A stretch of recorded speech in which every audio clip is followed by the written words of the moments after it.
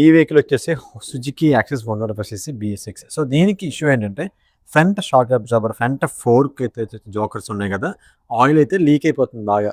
ఎందుకు oil seal పోతుంది, oil ఎంత వేసుకోవాలి, మొత్తం అంతా కూడా మనం ఈ వీడియోలో మాట్లాడుకుందాం.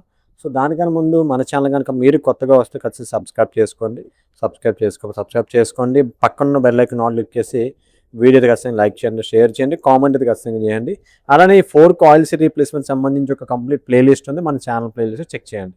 సో ఫస్ట్ మనకి 4 ఆయిల్ సీల్ పోయిందని ఎలా తెలుస్తుంది అంటే ఆ 4 స్టెమ్ అంతా కూడా ఆయిల్ అనేది స్ప్రెడ్ అయిపోతుంది. ఓకే, అండ్ ఆయిల్ సీల్ పోలేదంటే ఎలా తెలుసుకోవాలి, దాని మీద ఏమాత్రం ఆయిల్ ఉండదు, కేవలం డస్ట్ ఉంటుంది అనమాట.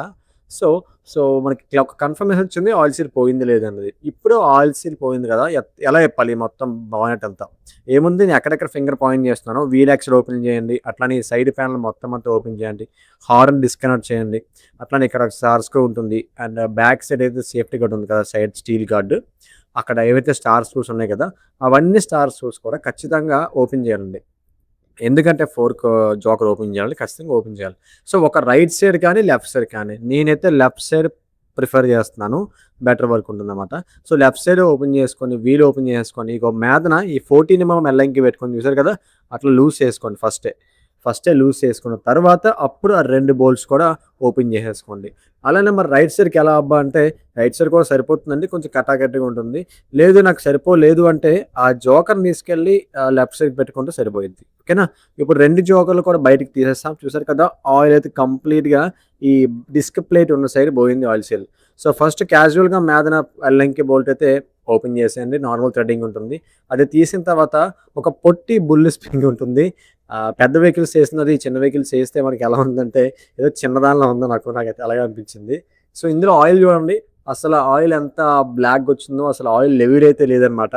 అంత లేకుండా వాడితే మనకి షాక్ అబ్జార్బర్ యొక్క లైఫ్ అని తగ్గుతుంది, అండ్ స్టీల్ స్టెమ్ ఉంది కదా అది అరిగిపోతుంది త్వరగా. ఓకేనా, సో మొత్తం ఆయిల్ అంతా డ్రైన్ చేసుకున్న తర్వాత ఈ టీ రాడ్ ఉంది కదా, టీ రాడ్ బార్లో ఫిక్స్ చేసి మీద నుంచి కొద్దిగా హ్యామర్తో కొద్దిగా ఒక 2-3 దెబ్బలు వేయండి. వేసిన తర్వాత లోపల అల్లంకి బోల్ట్ ఉంటుంది, అల్లంకి బోల్ట్ పెరిగి ఒక షార్ట్ వేసి ఇట్లా వైస్కి పెట్టి వీల్ యాక్సిల్ పెట్టి అల్లంకి బోల్ట్తో సపోర్ట్ తీసుకొని బోల్ట్ అయితే ఓపెన్ చేసేయండి.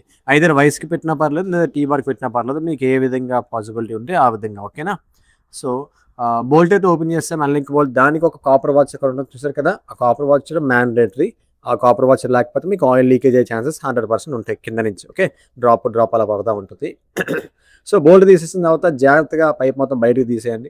బయటకు తీసేసి దీని మీద ఉన్న డస్ట్ క్యాప్సీల్ అయితే షాక్ అబ్జార్బర్కి ఉండిపోయింది, అక్కడ కనిపిస్తుంది కదా, సో అదలా పక్కన ఉంచండి. ఇప్పుడు ఏంటంటే ఈ ఆయిల్ సీల్ తీయడానికి మీదన ఆయిల్ సీల్ లాక్ ఉంటుంది. ఆ ఆయిల్ సీల్ లాక్ని అయితే స్క్రూ డ్రైవర్తో బయటకు తీసేయండి. ఆ బెండ్లో ఉంటుంది కదా, బెండ్ నుంచి స్క్రూ డ్రైవర్తో తీసేసి పక్కన పెట్టేసి క్లీన్ చేసుకొని పాత ఆయిల్ సీల్ తీసేసి, ఈ లోపల ఫోర్క్ ట్యూబ్కి లోపల చిన్న స్ప్రింగ్ ఉంటుంది అన్నమాట. ఆ స్ప్రింగ్ వేసి బాగుందో చెక్ చేసుకున్న తర్వాత ఫోర్క్ ట్యూబ్ అయితే పెట్టేసుకోండి. ఈ ఫోర్క్ ట్యూబ్ అనేది కొద్దిగా అరిగిందండి, సో పర్వాలేదు.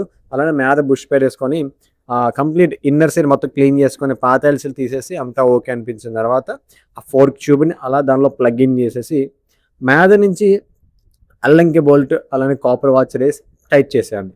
ఈ ఫోర్క్ ఆయిల్ సీల్ ఎందుకు పోతుందంటే, ఆయిల్ లెవెల్ తగ్గిన తర్వాత ఎక్కువ యాక్షన్ అయినప్పుడు, అలాంటి పాసిబిలిటీస్ ఉన్నప్పుడు, ఏదైనా ఒక సరైన గోతుకులో పడినప్పుడు ఆయిల్ సీల్ అనేది ట్యాంపర్ అయిపోతుంది. అండ్ ఈ ఆయిల్ సీల్ చూసారు కదా, పాతది కొత్తది సుజుకి జెన్యూస్ పేపర్ అనమాట. సో ప్రైస్ కూడా నిజంగా అదిరిపోయింది. అంత ఎక్కువ ఉంటుందని నేను ఎక్స్పెక్ట్ చేయలేదు, బట్ దగ్గర దగ్గర 300 రూపీస్ అరౌండ్ ఉందన్నమాట. సో అంత చాలా ఎక్కువ నా ఒపీనియన్ చెప్తున్నాను. బట్ అందులో ఏముందో నాకు ఏం అర్థం కాలేదు. ఆయిల్ సీల్లో మ్యాక్సిమం వాడితే సుజుకి కంపెనీ అయితే వాడరు, మేబీ హెచ్డి కంపెనీ అయితే వాడతారు. కానీ కస్టమర్లకి ఏంటంటే ఒరిజినల్ అంటే ఒరిజినల్ అనే ఏడుస్తారు. దాని యొక్క ఇదేం తెలియదు వాళ్ళకి, ఉన్న ఫ్యాక్ట్ చెప్తున్నాను. సో ఆయిల్ సీల్ ప్లగిన్ చేసి ఆయిల్ సీల్కి ముందు ఇన్నర్ అండ్ అవుటర్ సర్కిల్ కూడా కంప్లీట్గా ఆయిల్ అయితే అప్లై చేసి ఆయిల్ సీల్ ప్లగిన్ చేసేసి ఆయిల్ సీల్ పుల్లర్తో ఆయిల్ సీల్ నీట్గా ఫిక్స్ చేయండి. ఫిక్స్ చేసిన తర్వాత మీదనైతే లాక్ ఉంటుందన్నమాట, ఆ లాక్ అయితే వేసేసుకోండి. ఆ లాక్ వేసుకున్న తర్వాత ఏంటంటే జాగ్రత్తగా చెక్ చేయండి అంత కరెక్ట్గా సిట్టింగ్ అయ్యిందా లేదని చెప్పేసి. ఒకవేళ అంత సిట్టింగ్ బాగా అయితే నో ఇష్యూ, ఒకవేళ సిట్టింగ్ అవ్వకపోతే రీచెక్ చేసుకోండి. ఏమాత్రం ఆయిల్ సీల్ కనుక మీకు కరెక్ట్గా సిట్టింగ్ అవ్వకపోతే నిలబడదు. ఆయిల్ సీల్ ఖచ్చితంగా ట్యాంపర్ అయ్యే ఛాన్సెస్ 100% ఉంటాయి. సో నేను చెప్పేది ఏంటంటే ఆయిల్ సీల్ అనేది కరెక్ట్గా ఉందో చెక్ చేసుకొని ఫిక్స్ చేసుకోండి. ఓకే, సో ఆయిల్ సీల్ వేసేసుకున్నాం, లాక్ వేసేసుకున్నాం. ఎప్పుడు మన తక్షణ కర్తవ్యం ఏంటంటే ఆయిల్ వేసుకోవాలి. దీనికి ఎంత ఆయిల్ వేసుకోవాలి బ్రో అవన్నీ మీకు చెప్తే అర్థమయ్యేలాగా, కంగారైతే ఏం లేదు. ఆ డస్ట్ క్యాప్ సీల్ కూడా పెట్టేసుకోండి. డస్ట్ క్యాప్ సీల్ పెట్టేసుకొని దాన్ని కూడా పుల్లర్‌తో ఫిక్స్ చేసేయండి. చేత్తో నొక్కినా పర్లేదు. పుల్లర్‌తో అయితే కొద్దిగా పని తేలుతుంది. పెద్ద ప్రాబ్లమ్ అయితే ఏం కాదు. సో, ఇప్పుడు ఆయిల్, దీనికి ఆయిల్ నేనైతే వాల్వోలిన్ వాడుతున్నాను. Completely fully synthetic. దీనిలోంచి చూస్తే మీ మొఖం కనబడుతుంది. అంత క్లీన్ వైట్ ఉంటుందన్నమాట. పెర్ స్టెమ్ నేను 100 ఎంఎల్ వేస్తున్నా. ఎందుకు బ్రో అంత ఎక్కువ వేస్తున్నారు? 89, 90 ఏసుకోవచ్చు కదా! అంటే కొద్దిగా రఫ్ ఏరియాస్‌లో తిరిగినప్పుడు లాంగ్ లాస్టింగ్ రావాలంటే 100 ఎంఎల్ వేసుకోవచ్చు. ఏం గాదు. దానివల్ల ఏం ప్రాబ్లమ్స్ ఏమి ఉండవు. మీకు ఇంకా యాక్షన్ బావుంటుంది. నన్ను నమ్మండి. మనం చాలా వరకు అప్‌గ్రేడ్‌గా చేస్తుంటాం కదా! 4 కాయిల్ అనేది.